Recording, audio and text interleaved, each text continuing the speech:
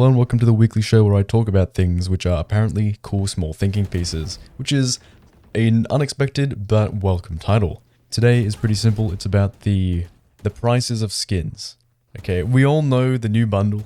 We've all heard the news and the fact that it's like $100 and something. In Australia, I think it's $160 to get the full bundle. And I think that's ridiculous. And I think everybody else thinks that's ridiculous as well. So I'm not going to talk about that too much because frankly, everybody else already has. And you're probably here for a hot take and not, what you've heard from everybody else. Like, oh no, it's half of my rent. Because it is. So that aside, let's get into the actual thing, right? I am in my own way accusing the entire community for the problem that we have here, which is the prices. Now, of course, it's Riot's fault, right? Of course, we're going to say, oh, but Riot are the ones who set the price. Therefore, aren't they the ones to blame? And the answer is, well, yeah. But why are they doing what they're doing? So everything has cause and effect. The great question of why, which I discussed in a different video. So with cause and effect in mind, let's take a look at the patterns. And I want to make a direct parallel here. I don't know if it's a fair one, but we'll see what you think in the comments.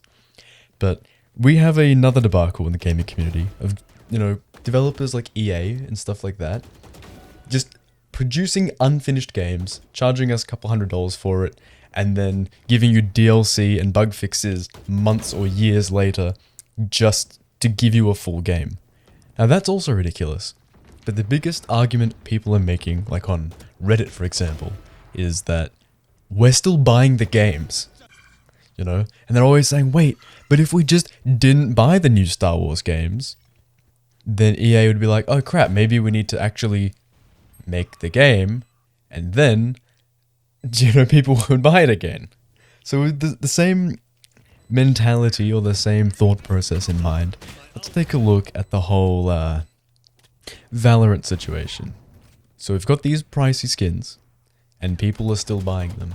So what Riot's doing is they're using cause and effect, and they're saying, well, hey, we like money, and we measure success in money, and if we up the price, and then people buy the skins, either way, then we still make money.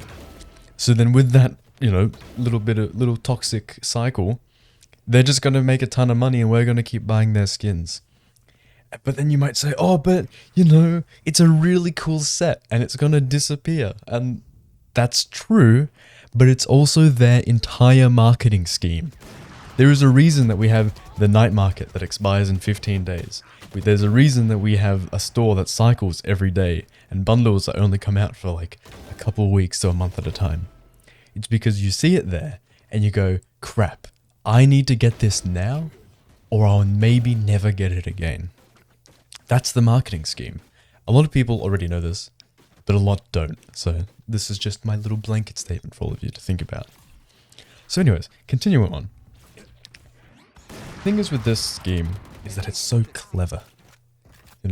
You tend to stop thinking about the money as much. My friend recently bought the Sentinels of Light Vandal on the I think it was on the Daily Store because they just really, really loved that skin. And then it was right there, and they knew that if they didn't get it today, it probably would never show up again. I got the Neptune Vandal, though, the Blub, as you would know it as. I got that on the night market because it was on sale, and I knew it was disappearing, and I just liked the skin. I wanted to have a Vandal skin, and I wanted to put a little bit of money into this free game just to support the devs, and I made that decision.